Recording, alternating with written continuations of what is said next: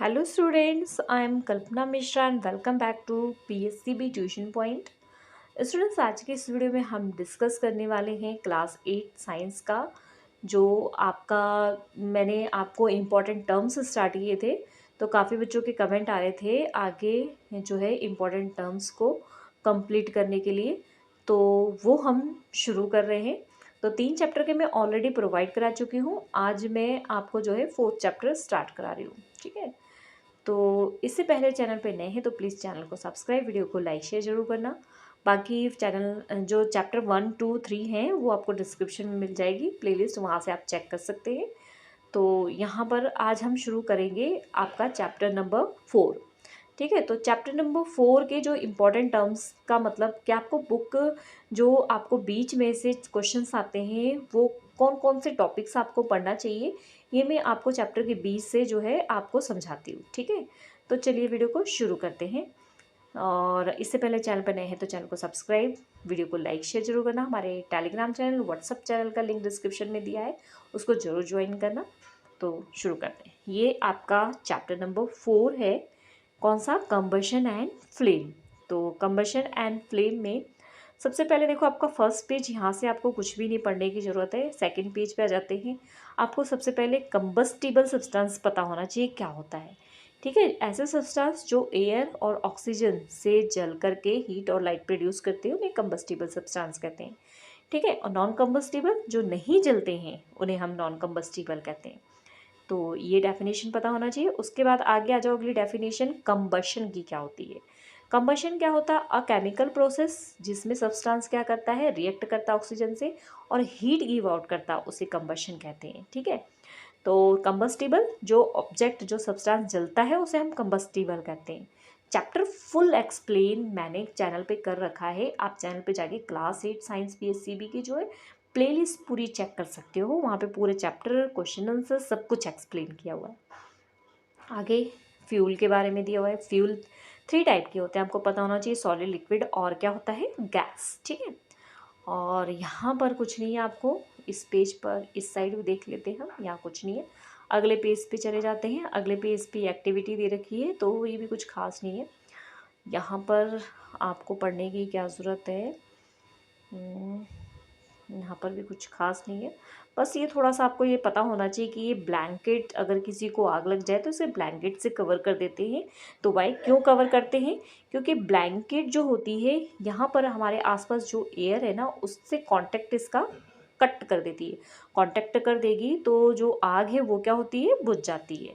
अगला टॉपिक आपको इंपॉर्टेंट आएगा, इग्निशन टेम्परेचर, ठीक है। तो इग्निशन टेम्परेचर की डेफिनेशन आपको यहाँ पे मिल जाएगी अगले पेज पे, कि द लोएस्ट मिनिमम टेम्परेचर मतलब सबसे कम टेम्परेचर जिस पे सब्सटेंस क्या करता है, फायर कैच कर लेता है, उसे हम कहते हैं इग्निशन टेम्परेचर, ठीक है। तो ये डेफिनेशन ज़रूर कर लेना। उसके बाद आपका यहाँ पे इस पेज पे कुछ खास नहीं है। इस पेज पे आपका यहाँ पर मिल जाएगा इनफ्लेमेबल सब्सटेंस क्या होता है। ऐसे सब्सटेंस जिनके इग्निशन टेम्परेचर बहुत लो होता है और बहुत जल्दी से फ्लेम पकड़ लेते, मतलब फायर कैच कर लेते, आग जलने लग जाती है, उसे इनफ्लेमेबल सब्सटेंस कहते हैं। फॉर एग्जांपल्स यहाँ दिए आए जैसे petrol, alcohol, liquefied petroleum gas, ठीक है, ये सारी चीज़ें। नेक्स्ट पेज पर आ जाते हैं। तो नेक्स्ट पेज पे आपका ये आ जाएगा, यहाँ पर अगर आप देखो तो हाउ टू कंट्रोल फायर, ठीक है, ये टॉपिक इंपॉर्टेंट है। तो फायर को कैसे कंट्रोल कर सकते हैं, तो यहाँ पे कुछ चीज़ें दे रखी है, जैसे वाटर में अगर पानी में आग लग जाती है तो उसको हम किस चीज़ से कंट्रोल करेंगे। अगर पानी में आग लगी है, सॉरी पानी में तो लगती नहीं, मतलब बिजली से अगर आग लगी, इलेक्ट्रिसिटी से आग लगी, तो उसको पानी से नहीं बुझाना है। क्यों नहीं बुझाना है? क्योंकि इलेक्ट्रिसिटी क्या होती है, गुड कंडक्टर होती है वाटर की। अगर वाटर डालोगे तो करंट लग सकता है, ठीक है। और ऑयल से अगर कोई आग लगी होती है तो उसको भी हम वाटर से नहीं बुझाना चाहिए, क्योंकि ऑयल क्या होता है, वो हल्का होता है वाटर से। तो जब आप ऑयल के ऊपर पानी डालोगे तो ऑयल क्या होता है, ऊपर आ जाता है, तो वो ऑलरेडी जलता रहता है, उसको पानी से कोई फ़र्क नहीं पड़ता है, ठीक है। तो ये चीज़ें थोड़ी सी पढ़ लेना। और मेनली क्या यूज़ करना चाहिए, आपने देखा होगा बड़ी बड़ी बिल्डिंगों में, स्कूल में ये सब लगे होते हैं। इसको फायर एक्सटिंग्विशर बोलते हैं, जिसमें कार्बन डाइऑक्साइड गैस होती है। कार्बन डाइऑक्साइड गैस क्यों यूज़ की जाती है? क्योंकि आग जलती है ना तो उसमें हेल्प ऑक्सीजन करती है, तो ऑक्सीजन को ख़त्म करने के लिए, ऑक्सीजन को नीचे करने के लिए ये क्या की जाती है, कार्बन डाइऑक्साइड डाली जाती है। कार्बन डाइऑक्साइड भारी होती है जिससे ये इसके ऊपर कवर हो जाती है, ठीक है, और आग क्या होती है, बुझ जाती है। तो ये एक बार ये सारा रीड कर लेना, ये इंपॉर्टेंट टॉपिक है, ठीक है। आगे चलते हैं, टाइप्स ऑफ कंबशन जरूर पढ़ लेना। सबसे पहले रैपिड कंबशन के बारे में पढ़ लेना कि जो एकदम से जलने जाते हैं और हीट लाइट प्रोड्यूस करते हैं उन्हें हम रैपिड कंबशन कहते हैं, ठीक है। और स्पॉन्टेनियस कंबशन क्या होता है, ऐसे मटेरियल जो जलते, फ्लेम भी जलते और फूटते भी हैं, है ना, बम से जो आवाज़ आती फूटते, उसको स्पॉन्टेनियस कंबशन कहते हैं। फ्लेम के बारे में ज़रूर पढ़ लेना। फ्लेम का यहाँ पर जो है फ्लेम के बारे में दिया हुआ है। तो मेनली ये फ्लेम कि आपको पता होना चाहिए, जो ऊपर की फ्लेम होती है ना, ये यहाँ पर एक क्वेश्चन ये है कि जो सुनार होते हैं ना, मतलब गोल्ड स्मिथ होते हैं, वो ऊपर वाली फ्लेम का यूज़ क्यों करते हैं, क्योंकि ऊपर वाली फ्लेम जो होती है ना ब्लू कलर की होती है, उसको प्रॉपर ऑक्सीजन मिलती है जिससे कोई भी चीज़ जो है एक तो ब्लैक नहीं होती है और हीट ज़्यादा प्रोड्यूस करता है, ठीक है। ये इसी तरीके से यहाँ पर ये कैंडल का डायग्राम ज़रूर कर लेना कि ये कई बार ना इस डायग्राम बनाने को भी आ जाता है या कई बार डायग्राम बना होता है और इसके ये पार्ट्स जो है वो मिसिंग होते हैं, उसका हमने फिल करना होता है, ठीक है। चैप्टर अगर आप डिटेल में समझना चाहते हैं तो मैं ऑलरेडी चैनल पे डिटेल में समझा चुकी हूँ, आप वहाँ जाके चेक कर सकते हैं। हाँ, यहाँ पर आपने कैलोरीफिक वैल्यू की डेफिनेशन जरूर पढ़नी है। तो amount of heat produce by A complete combustion 1 kilogram of fuel, मतलब 1 किलोग्राम फ्यूल जब जलता है पूरी तरीके से तो उससे जो हीट प्रोड्यूस होती है उसे उसकी हम क्या बोलते हैं, कैलोरीफिक वैल्यू।